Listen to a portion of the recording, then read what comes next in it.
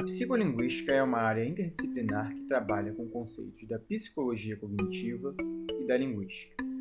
No Brasil, os pesquisadores dessa área estão ligados, em geral, aos departamentos de letras. Na PUC-Rio, temos o Laboratório de Psicolinguística e Aquisição da Linguagem, LAPAL, que trabalha tanto com crianças quanto com adultos. A psicolinguística estuda os processos mentais inconscientes relacionados à linguagem, ou seja, investiga o que se passa na mente, no cérebro, quando falamos, lemos, conversamos, enfim, quando usamos a língua em diferentes situações. Dentre esses processos, temos o processo de produção linguística, que consiste na tarefa de um falante em converter ideias e conceitos abstratos em uma sequência de sons que será transmitida ao interlocutor. Esse interlocutor realiza outro processo, também de interesse da psicolinguística, o processo de compreensão da linguagem, que é a análise de uma sequência de sons com o objetivo de extrair informação estrutural e semântica que possibilite a interpretação da mensagem emitida. Embora os processos de produção e compreensão da linguagem sejam complexos e envolvam a necessidade de analisar diversos tipos de informação, no dia a dia conseguimos realizar esses processos de forma rápida, sem perceber, em geral, sua complexidade. Para saber quais são os procedimentos mentais empregados por falantes e ouvintes, ou por escritores e leitores, na produção e análise das frases de uma língua, é possível utilizar diferentes estratégias. Uma delas é a condução de experimentos. Em um ambiente controlado, falantes de uma língua são convidados a realizar tarefas que envolvam, por exemplo, a compreensão de frases cuidadosamente construídas para estudar um determinado fenômeno da linguagem. Isso pode ser feito utilizando-se um conjunto de técnicas experimentais. A partir delas, podemos capturar diferentes tipos de respostas comportamentais que podem ser indicativas dos processos envolvidos na linguagem. Vejamos um exemplo. Uma das maneiras mais tradicionais de investigar questões de compreensão da linguagem é por meio de experimentos nos quais é avaliado o tempo de resposta do participante. Existe um tipo de técnica em que o participante controla, pressionando o botão, a apresentação de pedaços de uma frase projetados na tela de um computador. O computador registra o tempo que o participante leva para pressionar essa tecla.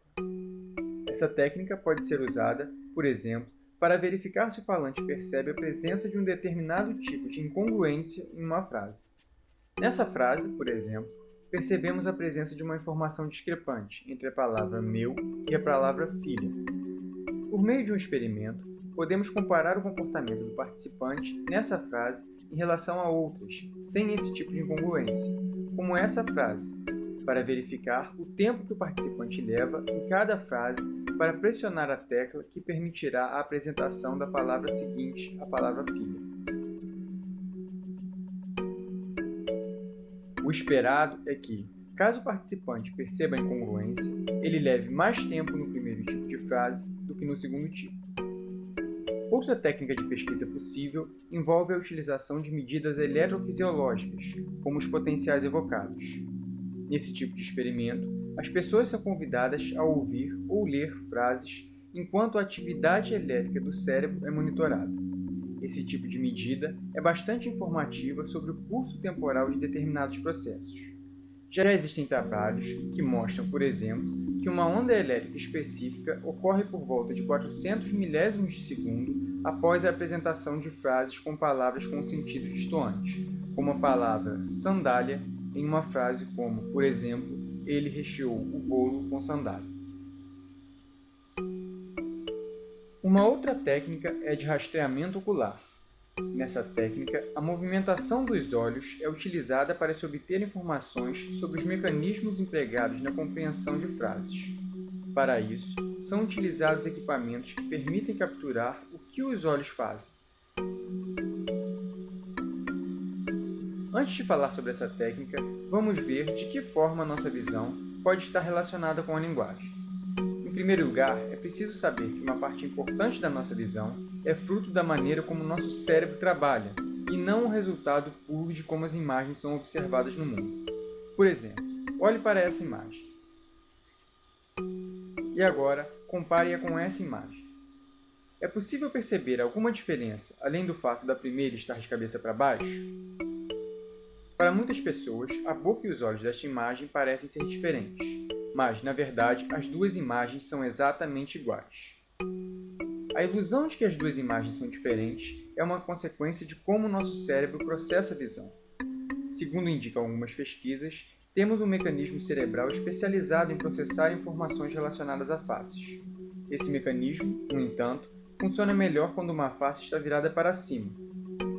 Por isso, é mais difícil perceber os detalhes quando a imagem está de cabeça para baixo. Então, já sabemos que uma parte importante da nossa visão é fruto de um processamento que acontece no cérebro. Nosso olhar, além disso, pode estar relacionado a outras das diversas informações que nosso cérebro processa. Veja esse exemplo de dois motoristas, um novato e um experiente. Repare como o motorista novato, à esquerda, se preocupa mais em observar os objetos próximos, relacionados às barreiras imediatas pelas quais o carro terá que passar, o veículo estacionado à direita, o muro à esquerda. Já o motorista experiente, à direita, olha mais para a esquina adiante, o que representa um perigo em potencial, como a vinda de um carro na contramão. O motorista experiente, possivelmente, consegue analisar as barreiras laterais dirigindo menos atenção a elas, utilizando apenas a sua visão periférica. Como vemos nesse exemplo, a posição do nosso olhar pode indicar o que se passa em nossa mente em um determinado momento. É por isso que muitos psicolinguistas têm utilizado a técnica de rastreamento ocular para investigar fenômenos relacionados à linguagem. Em um experimento de rastreamento ocular muito conhecido na literatura, alguns falantes ouviam frases como "o homem bebeu a cerveja", enquanto viam uma figura como essa. Os pesquisadores observaram que, mesmo antes de ouvir a palavra cerveja, os participantes já direcionavam seu olhar mais para o copo vazio do que para os outros objetos na cena, apenas por ouvir a informação do verbo bebeu. Embora possa parecer uma dedução simples, o fato de a pessoa direcionar o olhar para o copo vazio indica que ela já realizou um conjunto de operações, como, por exemplo, recuperar na memória o significado da palavra beber, lembrar que esse verbo costuma estar associado a substâncias líquidas e de que se trata de uma ação já concluída. Tudo isso apenas no intervalo de tempo em que se ouve a palavra beber, ou seja, em menos de meio segundo. Em um experimento que realizamos no Laboratório de Psicolinguística e Aquisição da Linguagem, buscamos pesquisar o que o movimento ocular podia nos revelar sobre a compreensão de frases complexas, como essa frase: "O garoto que o cacique puxou foi morar em Brasília". Esse é um tipo de frase complexa, porque traz um trecho que está fora da ordem normal das palavras da língua. Por isso, quando ouvimos essa frase, para saber quem o cacique puxou, temos que relembrar a informação que já foi dita no começo da frase, a palavra garoto. Normalmente, frases como estas são usadas em um contexto onde há mais de uma pessoa ou objeto do mesmo tipo, mas só um desses elementos pode ser relacionado à informação que vem depois da palavra que. Assim, podemos imaginar que uma frase como essa ocorra em um contexto em que há mais de um garoto, mas apenas um deles foi puxado pelo cacique. Vamos supor, então, que, em um determinado contexto, existam dois garotos, um que foi puxado pelo cacique e outro que foi levantado por outro cacique. Nesse contexto, quando uma pessoa ouvir uma frase do tipo "o garoto que o cacique puxou foi morar em Brasília", a informação que desambiguiza a referência, ou seja, a informação que mostra ao certo a quem a frase está se referindo, é a palavra puxou, que é a informação que diferencia os dois garotos. Já num contexto em que há, por exemplo, um cozinheiro interagindo com outro menino, a palavra cacique é a informação desambiguizadora, pois ela já permite saber de quem a frase está falando. O que fizemos em nossa pesquisa foi avaliar o quão rápido esse tipo de informação desambiguizadora pode ser utilizado.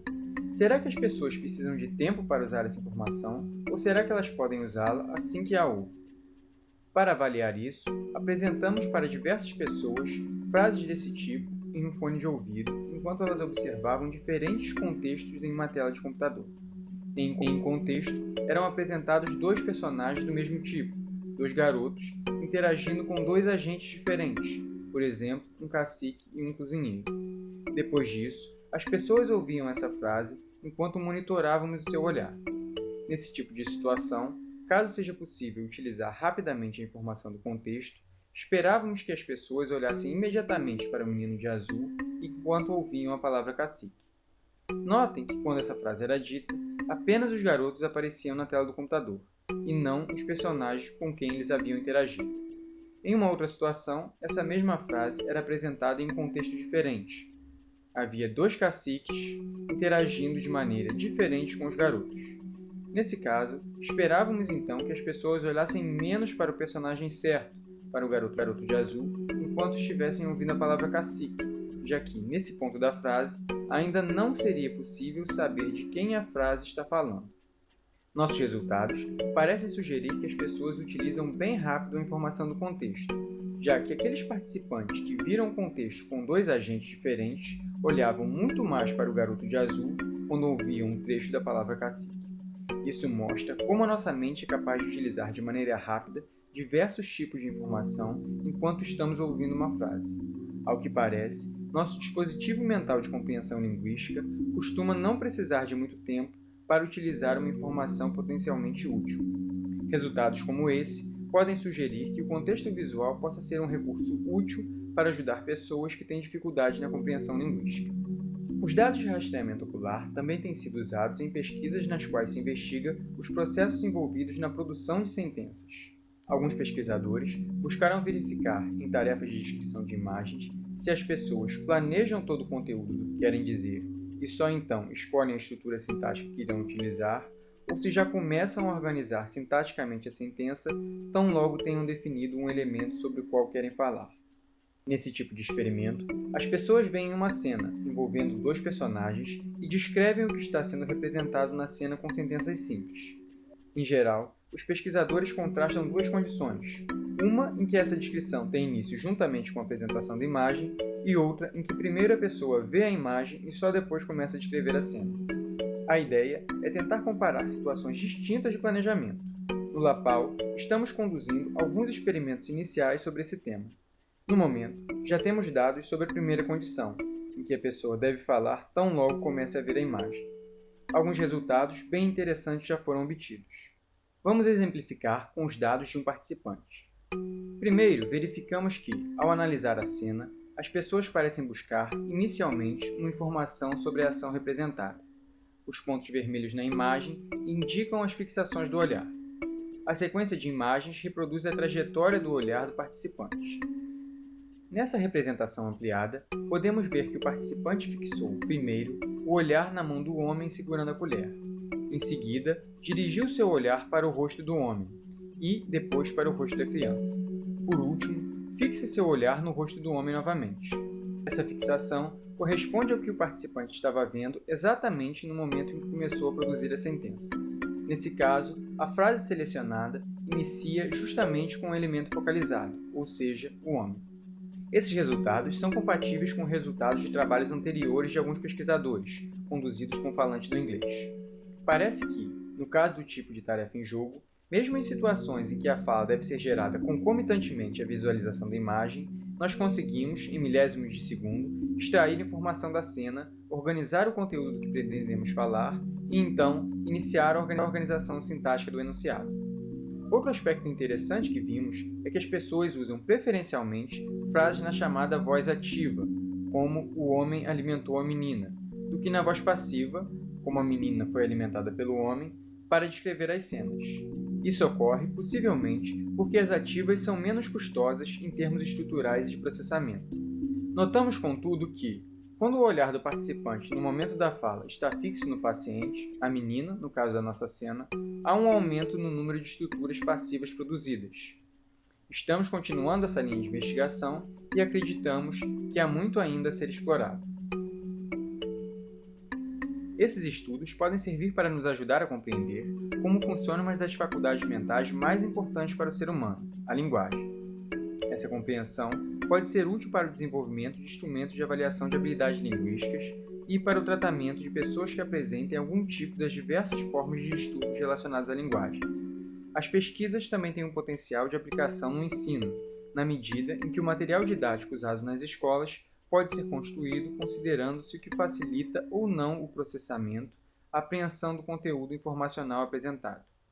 No caso de gêneros multimodais, por exemplo, certamente a escola tem muito a se beneficiar com trabalhos que têm explorado como se dá a integração entre informação linguística e visual na leitura.